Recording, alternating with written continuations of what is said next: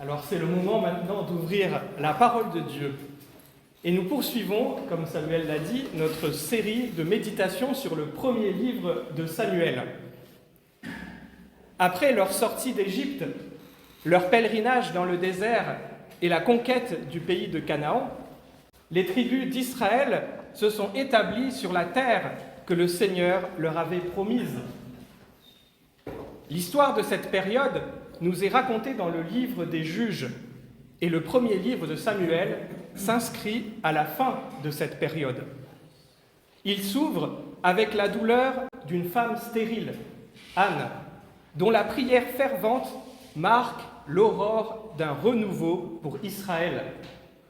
Dieu entend, et le fils qu'il lui donne, Samuel, grandit pour devenir le prophète fidèle dans un temps d'infidélité.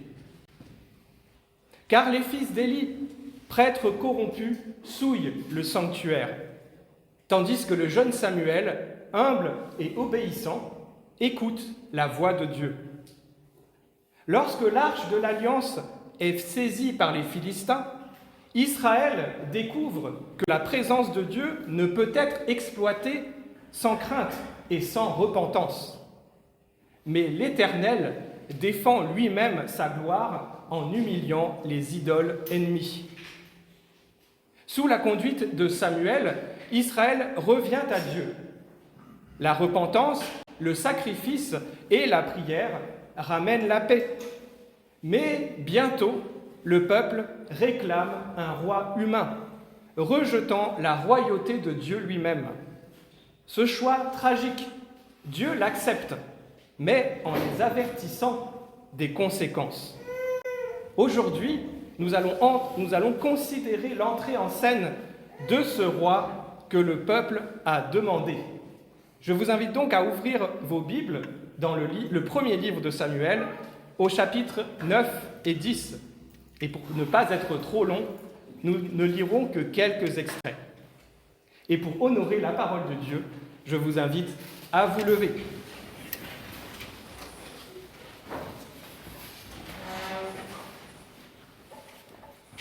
Il y avait un homme de Benjamin, nommé Kis.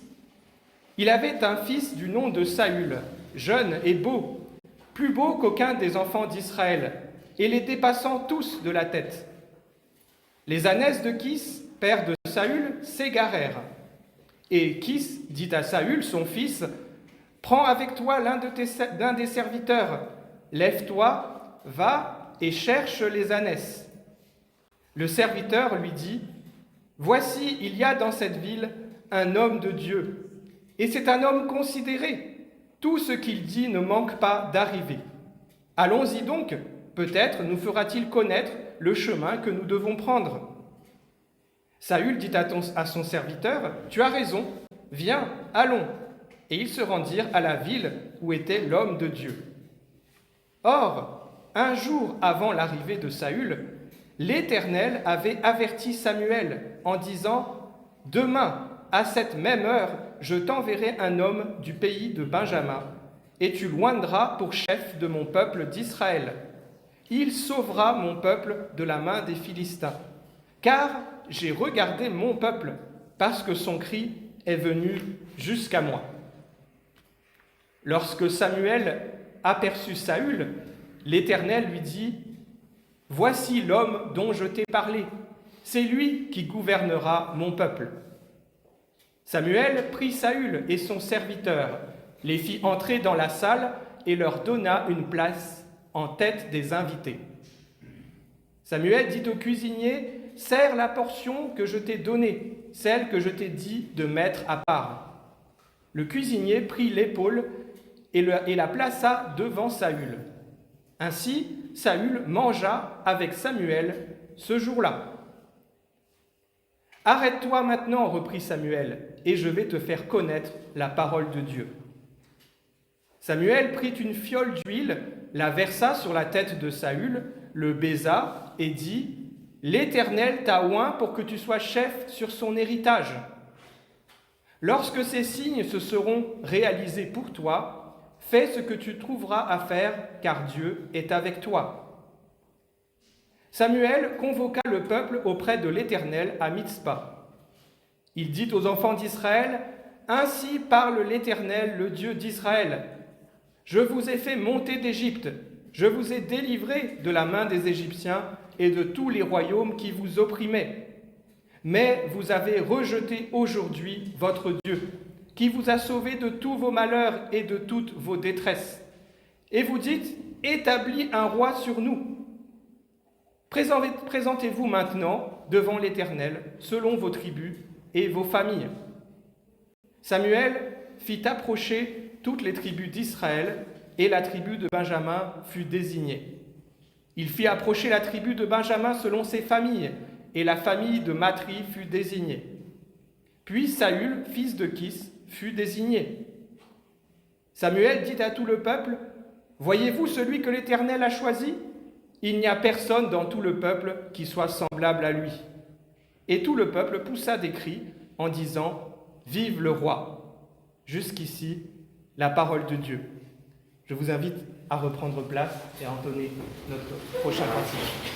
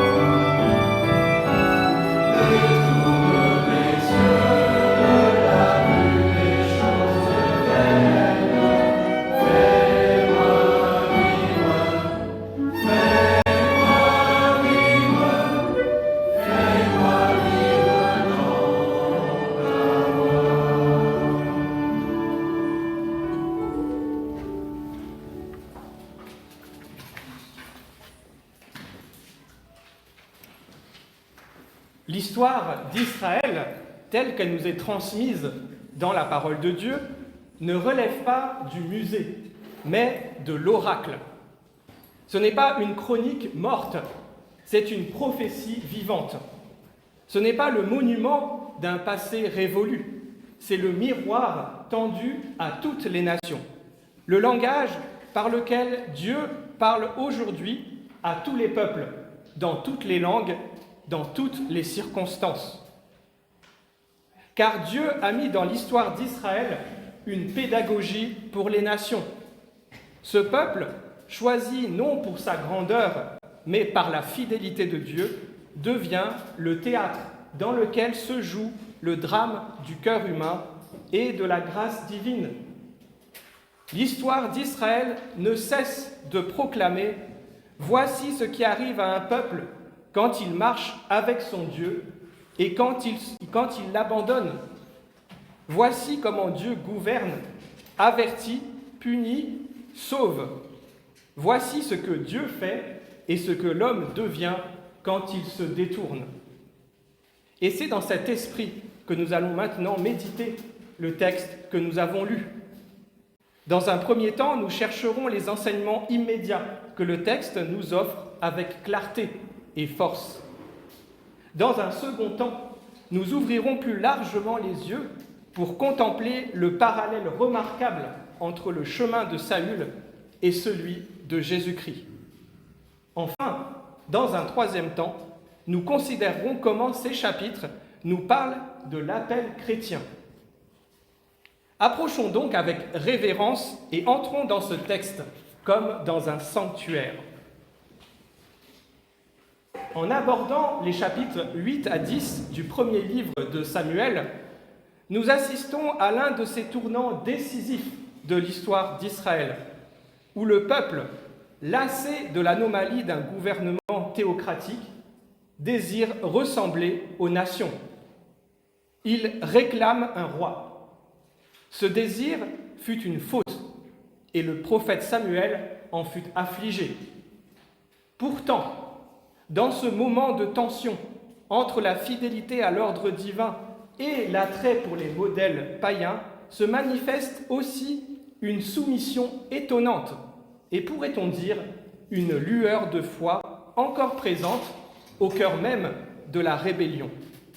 Dans leur erreur, ils n'ont pas totalement secoué le joug divin, car ils ne se choisissent pas eux-mêmes leur roi, ni ne réclament un nom. Ils s'en remettent à Samuel, le prophète de l'Éternel, et par lui à Dieu. Ce détail n'est pas anodin. Le peuple obéit à ce qui est inscrit dans la loi donnée par Moïse, où Dieu lui-même anticipait l'établissement futur d'un roi en Israël. Je cite, « Tu mettras sur toi un roi que l'Éternel ton Dieu choisira. » Fin de citation. Le roi devait être choisi par Dieu, non par l'homme. Et en cela, malgré leurs demandes infidèles, les anciens d'Israël manifestent encore, fût-ce inconsciemment, une certaine soumission à l'ordre divin. Ils montrent qu'ils ne sont pas encore des fils rebelles au dernier degré. Ils ont perdu l'esprit d'excellence, mais il leur reste un instinct de dépendance. L'attitude de Samuel est tout aussi instructive. Il connaît la loi, il est prophète, il est juge, il est ancien. Et pourtant, il ne choisit pas lui-même le roi. Dieu lui a dit d'établir un roi, mais non de le désigner. Le choix du roi appartient à Dieu seul.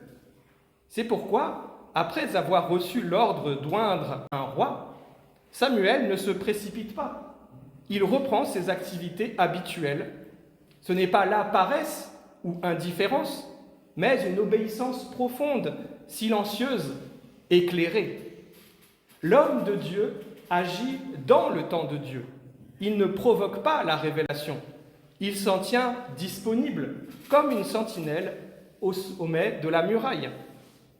Et lorsque Dieu parle, Samuel obéit. Quelle leçon pour les nations autrefois chrétiennes et désormais en grande partie livrées à la pensée séculière. Jadis éclairées par la loi et l'Évangile, elles ont maintenant écarté Dieu des affaires politiques. Mais ici, le peuple d'Israël reconnaît encore, même imparfaitement, que le pouvoir vient d'en haut. Le Dieu d'Israël, tout en dénonçant l'infidélité de son peuple, n'interrompt pas son œuvre de grâce. Il ne cesse pas d'agir, car son dessein n'est pas suspendu à l'obéissance des hommes. Il poursuit son plan, un plan souvent caché, tissé dans les circonstances les plus ordinaires, mais toujours conduit par une sagesse infinie. Nous lisons en effet au verset 16, « Demain à cette même heure, je t'enverrai un homme du pays de Benjamin, et tu l'oindras pour chef de mon peuple d'Israël. Il sauvera mon peuple de la main des Philistins, car j'ai regardé mon peuple, parce que son cri est venu jusqu'à moi. Ce verset est une fenêtre ouverte révélant la souveraineté de Dieu dans la conduite des événements, sa providence silencieuse dans les affaires humaines et sa fidélité immuable envers un peuple pourtant infidèle. Tandis que les hommes ne voient un jeune homme cherchant des ânesses, Dieu conduit à son insu Saül jusqu'au prophète. Le Seigneur n'a nul besoin de tonnerre ni de vision pour faire avancer son dessein. Une disparition d'animaux, un conseil donné par un serviteur, un chemin emprunté suffisent à faire concourir toute chose à l'accomplissement de son plan. Je t'enverrai un homme, parole sobre mais majestueuse. Dieu ne dit pas « il viendra », mais « je t'enverrai ». Il revendique la main qui dirige, la volonté qui préside, la sagesse qui agence les pas des hommes. Ainsi Saül, en apparence occupé d'une tâche banale, marche vers son appel royal. Il croit chercher des ânesses, Dieu, lui, cherche un roi. Mais ce verset contient une richesse plus profonde encore, car si Dieu envoie Saül à Samuel, ce n'est pas seulement pour qu'il règne, mais pour qu'il délivre. Il sauvera mon peuple de la main des Philistins, dit le Seigneur. Or, faut-il le rappeler, le peuple peu avant avait rejeté Dieu comme roi, en lui demandant un roi humain. Cette demande, inspirée d'un désir d'imitation païenne, fut désapprouvée par le prophète. Et pourtant, Dieu, au lieu de rejeter Israël, entend son cri. Ce peuple qui l'a offensé crie encore à lui, et Dieu répond. Quelle leçon pour nous! Le Dieu de l'Alliance ne change pas. Il ne cesse d'être sauveur, même lorsque son peuple pêche. Il ne suspend pas sa fidélité à notre fidélité. Il entend encore le cri des siens, même lorsque ce cri est mêlé d'impatience, de mondanité ou d'égarement. Le cœur de Dieu n'est pas fermé aux prières de ceux qu'il a choisis, même lorsqu'ils se montrent indignes. Il agit en sauveur précisément dans ce contexte de chute. Ainsi est le Dieu d'Israël. Il châtie, mais ne détruit pas. Il corrige, mais ne rejette pas. Il garde son alliance, même lorsque son peuple l'a trahi. Il ne cesse d'agir pour sa gloire et pour le bien de ses élus. Cette vérité resplendissante n'est pas une relique du passé. Elle parle aujourd'hui. À nos sociétés autrefois christianisées, à nos églises qui parfois se mondanisent, ce passage adresse un avertissement et une consolation. Dieu reste maître. Il gouverne les choix des peuples. Il établit des autorités selon son conseil. Et même lorsque les hommes l'oublient ou le rejettent, le Seigneur écoute encore les cris de détresse qui montent de la terre. Dans un monde où l'on cherche des sauveurs humains, des solutions politiques ou technologiques, la parole rappelle, c'est Dieu qui sauve. C'est lui qui choisit le moyen de notre délivrance, c'est lui qui conduit l'histoire. Et souvent, il le fait par des voies humbles, par des instruments imparfaits, comme Saül. Retenons ces deux colonnes de vérité, la souveraineté de Dieu dans les affaires humaines et sa fidélité inlassable comme sauveur. Il est le Dieu qui envoie, le Dieu qui entend, le Dieu qui délivre. Et si nous avons péché, ne croyons pas que tout soit perdu. Son regard est encore sur son peuple, son oreille est encore ouverte aux cris de ses enfants. Il prépare encore des délivrances, même lorsque nous les attendons le moins. Saül, malgré ses limites, est oint, non parce qu'il est digne, mais parce que Dieu a regardé son peuple. Que cela nous pousse à l'humilité, à la repentance, mais aussi à la confiance. Si Dieu n'abandonne pas Israël lorsqu'il faillit, il ne nous abandonnera pas davantage. Qu'il nous donne donc, à travers cette page d'histoire sainte, de croire, de nous soumettre et d'espérer en lui seul. À lui soit la gloire, le gouvernement et la délivrance, maintenant et à jamais. Jusqu'ici, nous avons contemplé la main de Dieu dans la marche apparemment hasardeuse de Saül, et nous y avons vu la souveraineté divine tissant l'histoire à travers l'ordinaire. Mais maintenant, ce qui était caché va se révéler. Et c'est dans le culte que la royauté selon Dieu va prendre forme. C'est là que nous conduit maintenant l'Écriture. Nous lisons en effet, Saül mangea avec Samuel ce jour-là. Et Samuel prit une fiole d'huile qu'il répandit sur la tête de Saül, puis il le baisa et dit « L'Éternel ne t'a-t-il pas oint pour être le chef de son héritage ?» Il est remarquable que le premier contact entre Samuel et Saül ait lieu dans un cadre liturgique. Avant toute proclamation, avant toute onction, il y a un repas sacré, une forme de banquet sacerdotal auquel Saül est invité. C'est un rite ancien. Depuis le temps de Moïse, les sacrifices offerts à l'Éternel étaient souvent suivis d'un repas partagé dans la joie et la sainteté. Ce repas n'est pas simplement un acte d'hospitalité, c'est un acte cultuel. Samuel y préside en tant que sacrificateur et prophète. La part réservée à Saül avait été mise de côté dès le matin, preuve que tout était préparé selon un ordre divin. Ce morceau de la victime sacrée, destiné à Saül, anticipe son élévation. C'est la marque de l'élection. Dieu prépare un trône et il commence par réserver une place pour Saül à sa table. N'est-ce pas là une préfiguration du royaume de Dieu, où ceux qui l'appellent sont d'abord assis à la table du Maître avant de régner avec lui? La royauté, dans sa conception biblique, n'est pas une simple organisation politique.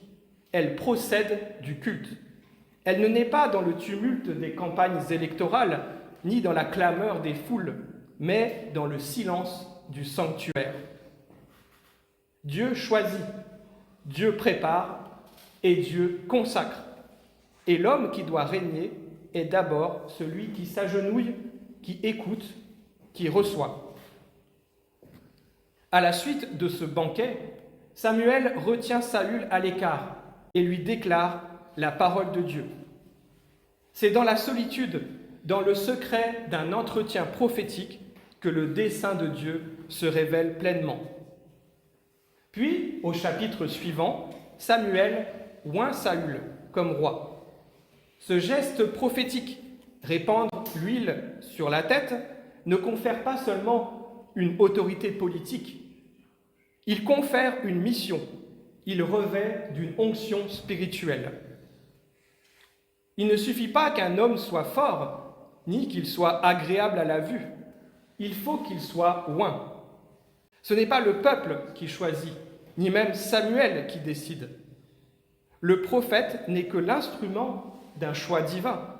L'Éternel t'a oint, dit-il.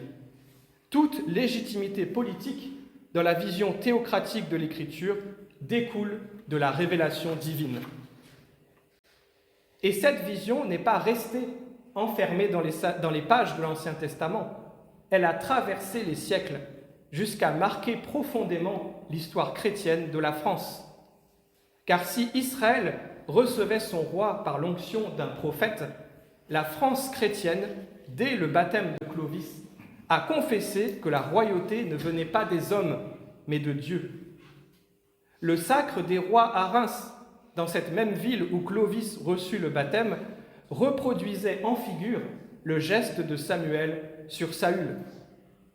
L'huile sainte versée sur le front du roi, la prière des évêques, la remise des insignes, tout disait « Ce pouvoir ne t'appartient pas, il t'est confié d'en haut ». Ce sacre n'était pas un simple rite politique, il liait le trône à l'autel, le sceptre au sanctuaire. Le roi recevait le titre de lieutenant du Christ, non pour l'absoudre de toute faute, mais pour lui rappeler qu'il n'était que le serviteur du souverain invisible. Ainsi, de la tente de Samuel à la cathédrale de Reims, une même idée s'impose, que l'autorité véritable naît dans le sanctuaire. C'est ce que la Réforme, loin de renier, a voulu rappeler. Lorsque Calvin adresse sa lettre à François Ier, il ne conteste pas que le roi ait reçu sa charge de Dieu. Il lui rappelle avec solennité ce que cette charge exige. Il ne détruit pas l'héritage du baptême de Clovis. Il en invoque la cohérence intérieure. Il ne nie pas que l'autorité soit sacrée. Il appelle le roi à s'incliner devant celui dont il tient le sceptre. Ainsi, la Réforme n'a pas renversé l'idée de royauté. Elle a cherché à la purifier de ses abus, à la ramener à sa source. Non pas une légitimité magique, mais un ministère sous la parole. Et cela nous ramène précisément à notre texte. Dès ses débuts, la royauté en Israël est placée sous le signe de la prophétie. Elle ne peut être dissociée de la parole. Elle doit naître de la parole, être conduite par elle et s'y soumettre. Le roi n'est pas autonome, il est serviteur du Dieu qui parle. En des temps où les peuples cherchent leur roi selon leur bon plaisir, ce texte nous rappelle que la royauté légitime ne se trouve pas là où l'homme la proclame, mais là où Dieu la révèle. Puissions-nous, à l'exemple de Samuel, être à l'écoute de Dieu pour discerner ses choix, et à l'image de Saül, reconnaître que l'appel véritable ne vient pas de nous, mais de celui qui, même au travers de la recherche d'ânesse, conduit nos pas vers sa volonté parfaite. Nous avons vu le choix de Dieu s'exercer dans la providence. Nous avons vu ce choix s'incarner dans un homme et ce même homme être introduit dans le mystère du culte, mis à part par une onction et par une parole. Tout cela est grand, tout cela est saint. Mais l'Écriture ne s'arrête pas là, car tout ce qui a été écrit, tout ce que nous venons de lire a été donné pour nous conduire plus loin, vers le Christ par excellence. Les traits de Saül, dans leur ambiguïté même, préfigurent un autre roi, infiniment plus digne, infiniment plus glorieux. Ainsi, les chapitres que nous avons lus deviennent, à la lumière du Nouveau Testament, une esquisse inspirée de la royauté de Jésus-Christ. Levons maintenant les yeux et contemplons le roi véritable annoncé dans la personne de Saül. Saül ne se doutait de rien. Il ne cherchait pas une couronne. Il n'ambitionnait pas de régner. Mais le Dieu qui fait descendre les puissants de leur trône et élève les humbles avait arrêté son choix sur lui. Le prophète Samuel, averti la veille par une parole divine, le reconnut dès qu'il le vit. « Voici l'homme dont je t'ai parlé. » Saül fut ainsi élu non par la voix du peuple, mais par la voix de Dieu, et désigné dans le secret du cœur prophétique. N'est-ce pas ainsi que Jésus, avant même d'apparaître sur la scène publique, fut désigné par le Père? Avant sa naissance, les prophètes annonçaient déjà sa venue. Ésaïe le vit dans sa gloire. Michée nomma son lieu de naissance. Zacharie le vit humble, monté sur un âne. Daniel annonça le temps de sa venue. Et Jean-Baptiste, semblable à Samuel, le désigna le jour venu. Voici l'agneau de Dieu. Saül fut oint d'huile en secret, dans un geste prophétique accompli par Samuel. Cette onction, bien qu'invisible au peuple, fut réelle aux yeux de Dieu. De même, notre Seigneur Jésus, sorti des eaux du Jourdain, reçut non l'huile, mais l'Esprit en plénitude, descendu comme une colombe. Et le Père déclara : « Celui-ci est mon Fils bien-aimé, en qui j'ai mis toute mon affection. » À ce baptême céleste s'ajouta la puissance de signe, de guérison et d'enseignement par lesquels Dieu authentifia le choix de son Christ. Mais comme Saül, Jésus ne s'éleva pas immédiatement sur un trône terrestre. Il poursuivit d'abord sa course d'humilité et d'obéissance. Le récit de Saül se poursuit avec un repas sacré offert par Samuel. Ce n'était pas un repas ordinaire, mais un sacrifice. Et Saül y fut placé à la place d'honneur. C'est là, dans un acte cultuel, que le roi élu fut publiquement distingué. De même, lorsque Jésus entra à Jérusalem, non dans la gloire d'un conquérant, mais dans l'humilité du Messie pacifique, il s'assit avec ses disciples pour instituer un autre repas, un autre sacrifice. Car le roi devait mourir, le roi devait offrir son corps, verser son sang. Et ce repas nouveau, fondé sur le sacrifice du calvaire, devient désormais la table à laquelle s'assoient tous ceux qui reconnaissent l'autorité du Christ. Mais il fallait encore un acte public. En 1 Samuel 10, le peuple fut rassemblé pour tirer au sort celui que Dieu avait déjà choisi. Alors Saül fut proclamé roi, confirmé par des signes et approuvé par le prophète. De même, après la résurrection, Jésus-Christ fut confirmé roi par la puissance éclatante de sa victoire sur la mort, et le Saint-Esprit descendit à la Pentecôte pour proclamer solennellement la royauté du Christ. Ce jour-là, Pierre, debout comme un nouveau Samuel, déclara au peuple d'Israël que toute la maison d'Israël sache donc avec certitude que Dieu a fait Seigneur et Christ, ce Jésus que vous avez crucifié. Ce fut la proclamation publique du roi éternel et le commencement d'un appel adressé à toutes les nations. À nous maintenant d'entendre cet appel. Saül fut suscité non seulement pour régner, mais pour sauver le peuple de Dieu de la main des Philistins.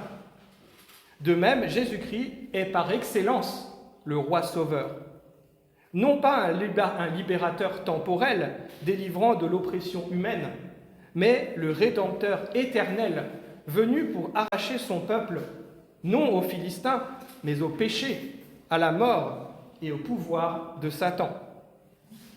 L'Éternel dit à Samuel, « Je t'enverrai un homme, il sauvera mon peuple. » Le Père a dit au monde, « Voici mon Fils, il sauvera son peuple de ses péchés. » Mais ce que Saül n'a accompli qu'imparfaitement, Jésus l'a accompli pleinement, parfaitement, définitivement. Mais la lumière de ce récit ne s'arrête pas à Jésus-Christ lui-même. Elle s'étend à ceux qu'il appelle, qu'il oint et qu'il envoie dans le monde. Car le roi véritable ne règne pas seul. Il associe à son règne des hommes et des femmes tirés de toute nation, qu'il transforme en ambassadeurs de son royaume. Et là encore, l'Écriture nous conduit avec une sagesse merveilleuse, car après avoir vu Saül, fils de Kis, élevé par Dieu d'une course ordinaire à une vocation royale, nous rencontrons un autre Saül en un autre temps, sous une autre alliance. Un homme zélé, sincère mais aveuglé, qui poursuivait ce qu'il croyait être la volonté de Dieu jusqu'au jour où la lumière du Christ l'arrêta sur le chemin de Damas. Le premier Saül, bien qu'ayant reçu l'onction d'huile, se détourna, s'endurcit, résista à la voix divine. Le second Saül, frappé à terre, s'écria humblement, « Seigneur, que veux-tu que je fasse ?» Et en cela, Paul devient l'image parfaite de toute vocation chrétienne véritable. Car être appelé, ce n'est pas simplement être mis à part extérieurement, c'est être saisi intérieurement. C'est le cœur qui s'humilie, la volonté qui se plie, l'homme qui cesse de régner sur lui-même pour que le Christ règne en lui. L'appel chrétien n'est pas une construction humaine, Il n'est pas le fruit du mérite, ni de la stratégie, ni même de la seule aspiration. Il est une rencontre avec Dieu, une parole venue d'en haut, un bouleversement intérieur, un envoi dans le monde. C'est à cet appel que nous devons maintenant prêter l'oreille. Ce n'est plus seulement l'histoire d'un roi ancien, ni même la seule révélation du Christ glorieux, mais notre propre vocation que ce texte annonce. Il nous parle à nous, Église du Seigneur, appelés à marcher dans cette même onction, cette même foi, cette même espérance. Entrons donc dans cette dernière étape de notre méditation, non plus en simples lecteurs du passé, mais en disciples appelés dans le présent. La recherche de Saül, sa marche à travers les montagnes, sa rencontre avec Samuel, tout cela, nous dit l'Écriture, a été conduit par l'Éternel. « Je t'enverrai un homme, dit Dieu à son prophète. » Ainsi, depuis les jours anciens, le Seigneur appelle, choisit, conduit. De la vocation d'Abraham jusqu'à la royauté en Israël, tout proclame que l'histoire est gouvernée par le Dieu vivant. Et c'est ainsi que l'appel chrétien se laisse comprendre. Ce n'est pas l'homme qui s'élève vers Dieu, mais Dieu qui descend vers l'homme. Ce n'est pas le cœur humain qui devine la vérité, mais le Seigneur qui dirige les pas de l'errant vers la parole vivante. Comme Saül, l'homme est conduit par des voies simples, parfois sans en avoir conscience, jusqu'à la rencontre décisive, celle de l'Évangile, proclamé par un serviteur de Dieu. L'Église aujourd'hui est l'héritière de cette histoire. Elle n'est pas née d'un enthousiasme passager, mais s'enracine dans l'œuvre séculaire du Dieu d'Abraham, d'Isaac et de Jacob. Elle vit de la parole qui a parlé jadis par Samuel et qui parle encore aujourd'hui par les prophètes et les apôtres dans les Saintes Écritures. Mais si ce texte nous parle de l'appel chrétien en général, il nous instruit aussi sur l'appel plus particulier au ministère dans l'Église. Car de même que Saül fut cherché, conduit, oint, puis envoyé, ainsi Dieu appelle encore aujourd'hui des hommes pour paître son troupeau, proclamer sa parole et servir son peuple. Ce n'est pas l'homme qui s'arroge ce ministère, ni l'Église qui l'invente, mais Dieu seul qui appelle, qui qualifie et qui envoie.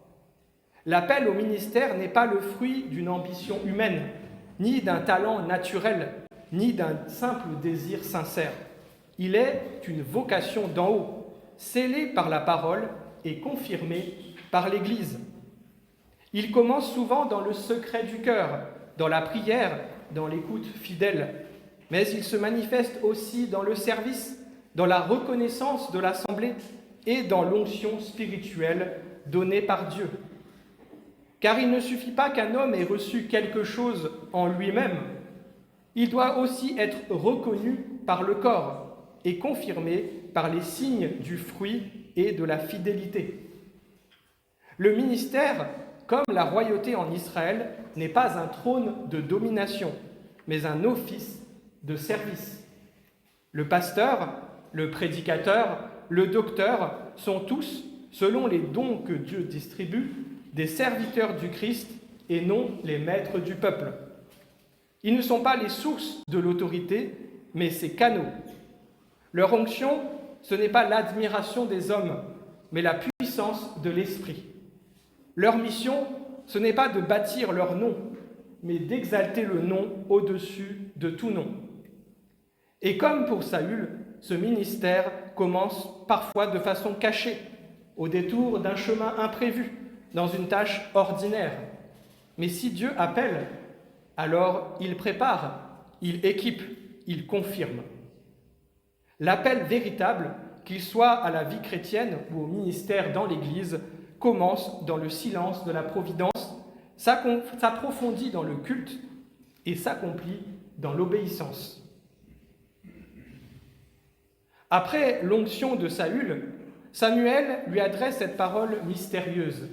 l'Esprit de l'Éternel fondera sur toi et tu seras changé en un autre homme. » Ainsi commence une transformation, une préparation à la mission. Mais cette transformation n'est pas achevée. Elle attend son plein accomplissement. L'élection ne trouve sa reconnaissance que plus tard, lorsque Saül est désigné publiquement. Il est caché, puis trouvé, choisi, puis proclamé. Il en est de même pour l'appel chrétien. Le chrétien reçoit dans le secret de son cœur l'onction de l'Esprit. Il reconnaît le Christ pour son sauveur. Il entre dans la communion du peuple de Dieu. Il est changé, renouvelé, sanctifié. Mais il n'est pas encore glorifié. La pleine reconnaissance de son identité royale attend un jour futur, celui où le roi des rois reviendra. L'Église est aujourd'hui une sacrificature royale. Elle exerce déjà une influence spirituelle. Elle proclame la souveraineté de Jésus-Christ, mais elle n'est pas encore couronnée aux yeux du monde. Ne nous trompons pas. Certes, l'Église est un sacerdoce royal, une nation sainte, mais cette royauté n'est ni un pouvoir personnel, ni une couronne d'autonomie spirituelle. La royauté du chrétien est une participation à la royauté du Christ, et non une extension de son moi. Elle est vécue dans l'obéissance, dans l'humilité, dans l'Église.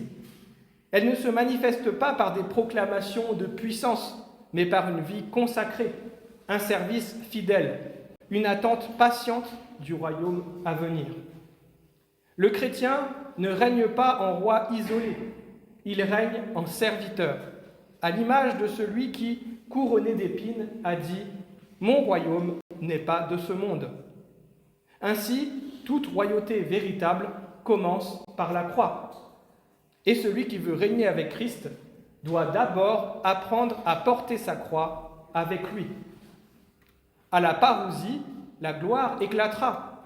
Ce jour verra non seulement le retour du Christ en majesté, mais aussi la révélation de son Église, glorifiée, sanctifiée, revêtue de l'éclat de l'agneau. L'avenir de l'Église n'est pas dans les conquêtes humaines, ni dans les honneurs temporels, mais dans l'attente vivante du royaume éternel que le Fils établira à sa venue. Toute vocation chrétienne est un appel à cette espérance. Mais si l'appel du chrétien s'inscrit dans une histoire sainte et regarde vers un avenir glorieux, il se manifeste également dans le présent. Samuel invite Saül à partager un repas sacré. Il s'agit d'une introduction dans la communion avec Dieu. Il préfigure la table du Seigneur. De même, l'âme, appelée par le Saint-Esprit, est conduite à l'autel spirituel, à la sainte assemblée. Le culte chrétien, lorsqu'il est rendu en esprit et en vérité, est le lieu où se déploie la vie nouvelle. Là, nourrie par la parole et le pain, la foi s'édifie. Là, l'homme pécheur devient un témoin du Christ vivant. Là, l'Église se tient entre le passé accompli à la croix et l'avenir glorieux de la parousie, pour vivre aujourd'hui dans la louange et la consécration. Ce culte n'est pas une liturgie vide, mais une rencontre vivante avec Dieu. Il est l'espace de la présence divine. Il est le moment où l'Église, unie à son Seigneur, proclame déjà la royauté du Christ. Et de ce culte naît la mission. Le chrétien oint n'est pas seulement nourri, il est envoyé. Comme Saül, il reçoit des signes, des directions, des confirmations. Il devient témoin dans le monde de ce qu'il a reçu dans le secret. Chaque dimanche, l'Église, réunie autour de la parole et de la table, se souvient de son histoire, espère en son avenir et célèbre la présence de son Seigneur. C'est là, dans cet acte humble et glorieux, que s'accomplit la vocation chrétienne. Vivre pour Dieu dans le monde sous le règne de Jésus-Christ. Amen. Prions. Béni sois-tu, notre Dieu, notre Père. Merci pour ta parole et pour ton esprit qui nous aide à la comprendre. Qu'à ton Fils bien-aimé, elle attache nos cœurs toujours plus solidement et que sa vertu opère dans nos vies et dans ton Église, pour ta gloire et pour notre joie. Amen.